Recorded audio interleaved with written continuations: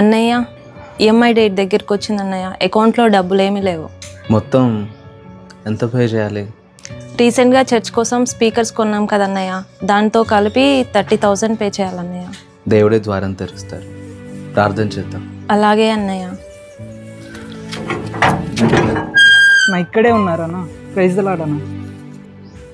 Suresh, praise lord. బాగున్నారా? అన్న work మధ్యలో వచ్చినా తొందరగా వెళ్ళాలి, ఆఫరింగ్ తీసుకున్నాను. చిన్న ప్రార్థన అయినా చేయండి. అందుకుంటున్నాం మా ప్రీపర్లో చెప్తాను. ఆమేన్. Praise lord Suresh. దేవుడు నిజంగానే ద్వారం తెరిచాడు అన్నయ్య. నిజంగానే సంధ్య. ఎంత ఉందో చూడండి అన్నయ్య. ఫస్ట్ ఎంతో ఎక్స్పెక్ట్ చేశా, 1100 సంధ్య, ఇది నీకు కేవలం 1100లా కనపడుతుంది, కానీ నా దృష్టికి ఎలా కనపడుతుందో తెలుసా? సురేష్ ఒక పేద కుటుంబం నుంచి వచ్చాడు.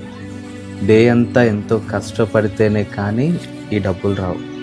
తనకి ఎన్నో బాధ్యతలు, ఎన్నో బరువులు, ఎన్నో అవసరాలు ఉన్నాయి. వాటన్నిటినీ పక్కన పెట్టి ప్రభు పని చేయాలని త్యాగంతో తీసుకొచ్చాడు.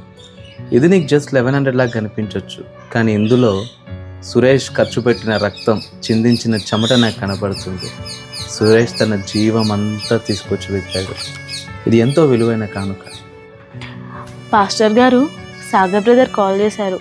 మీటింగ్ కోసం హాల్ బుక్ చేయడానికి మనం ఇచ్చిన అమౌంట్ సరిపోలేదంట. ఎంత రిక్వెస్ట్ చేసినా ₹1 కూడా తగ్గట్లేదంట. అమౌంట్ ఏమన్నా ఉంటే సెండ్ చేయమన్నారు. మీ అకౌంట్లో నా అకౌంట్లో చెక్ చేశారా? అంత ఉంది. మీ అకౌంట్లో నా అకౌంట్లో అంతా నిల్ పాస్టర్ గారు. ఇప్పుడు ఎంత కావాలి? ఇంకొక 1000 కావాలి. మనకు కావాల్సిన అమౌంట్ని దేవుడు తన దూత ద్వారా ఆశ్చర్యంగా పంపించారు. సరే, తన ఇంటికి వచ్చి తీసుకెళ్ళమని చెప్పండి. Praise God. ఇప్పుడే కాల్ చేస్తాను. చూసావా సంధ్య, ప్రతి రూపాయి కూడా దేవుని సన్నిధిలో ఆయన మహింపరుస్తుంది. సురేష్ ద్వారా ఇప్పుడు ఆ డబ్బులు రాకపోయి ఉంటే కనుక ఇప్పుడు హాల్ బుక్ చేసేవాళ్ళం కాదు. అలాగే ఈఎంఐస్ కోసం కూడా దేవుడు ఆశ్చర్యంగా అరేంజ్ చేస్తారు. సో ఎప్పుడు ఏ కానుకను తక్కువగా చూడొద్దు.